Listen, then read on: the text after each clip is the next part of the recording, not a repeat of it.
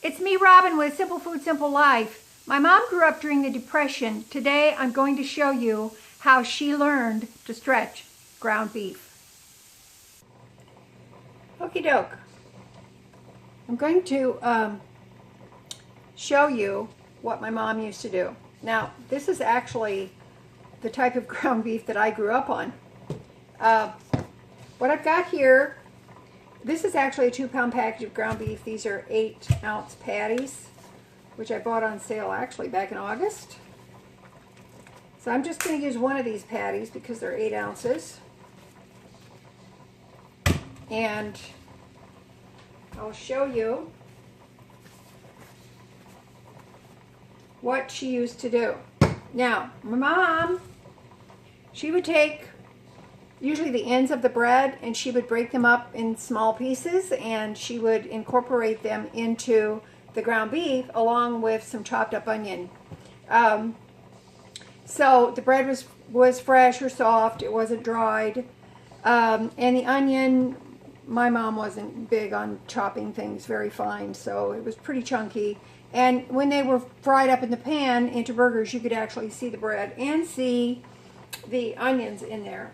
And they tasted good. We would usually eat them on bread or because, you know, we weren't running out and buying buns in the 50s and the 60s. Sorry, that was not happening. So I do it a little bit differently, but the principle is the same.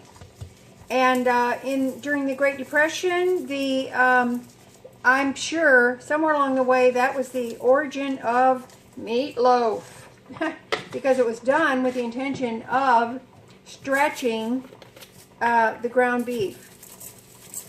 So here's some dehydrated onion. I've got breadcrumbs that have been toasted. I do these myself. I've got a little garlic here. And I've got some Worcestershire sauce. Pour some of that in. Gives nice flavor, color. And I've got some ketchup. Now, I'm not measuring anything because I don't know why. Now then, there's one thing I don't have out here that my mom always put in. She always put in an egg. At least one egg. And she put in salt and pepper. And that was it.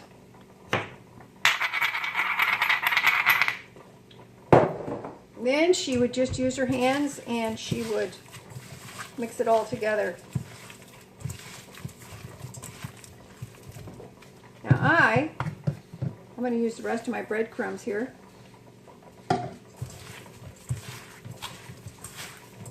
She'd mix it all up.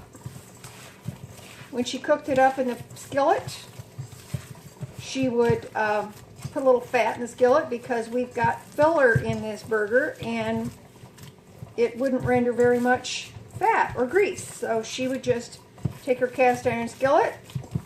She would put a little fat in there, and 9 times out of 10 it was bacon grease because that's usually what she had. We had a lot of things that tasted like bacon. And then she would let this sit so that the bread was absorbed, and then she would make the patties, which is exactly what we're going to do. All right. It's been in the fridge about 10 minutes. Let's see. Can I get 4 burgers out of this? 8 ounces of ground beef. Oh, I bet I can. Let's see what we got. Now then, I want you to put in the comments below when was the first time that you recall ever having a burger or a fast food burger that wasn't made at home. Put it in the comments. What was a memorable time for you, or any food that you had as a child that is a food memory? Because you know we have food memories. So put it in the comments, because I'll tell you, when I was a kid in Indiana, my older brother took we younger children to a place called Frisch's Big Boy. It was awesome. And it was, I believe it was Indianapolis or near Indianapolis. And they had car hops. You could dine in, but they had car hops. And we got a burger and fries, and it was awesome. And I remember mine had lettuce and tomatoes, and oh, it seemed like it was the best thing in the entire world was that Frisch's Big Boy burger. I don't even know if the Big Boys exist anymore, but they were a franchise back in the day. Okay, here we go. Oh, that one looks a little bit bigger than the other ones, doesn't it? Shall we bring this over here and even it out? All right. There you go. Great Depression cooking. That's how my mom did it. Now, I'm not going to cook these for you. These are going to go in the freezer. I'm going to freeze them individually until I get ready to cook them. And I will probably eat mine on toast because I love mine on toast with dill pickles and onion. That is my most favorite way in the world to eat it. There you go. 4 burgers. I love you guys. You know I do. And as always, you know that little is much when God is in it. All right. Great Depression cooking. Here it is. I love ya. I'll talk to you later.